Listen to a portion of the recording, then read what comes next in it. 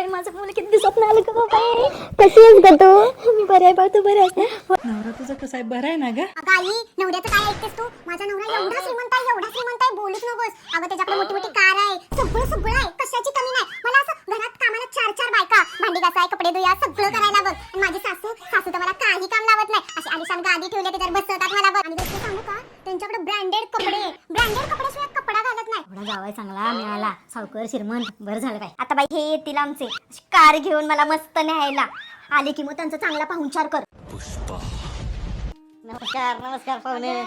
बघ आले हे. बरं सासूबाई, आम्हाला निघायला उशीर होतोय. तसं मी माझी 5 कोटीचा व्यवहार तटलाय हो, लोक येऊन थांबल्या. तसंही म्हणजे 1.5 कोटीच्या गड्यात 4:30 वाजल्यात. चला तर मग निघूया. तसं पण उन्हामुळे 6,000च्या शर्टाला मला उकडा लागेल या.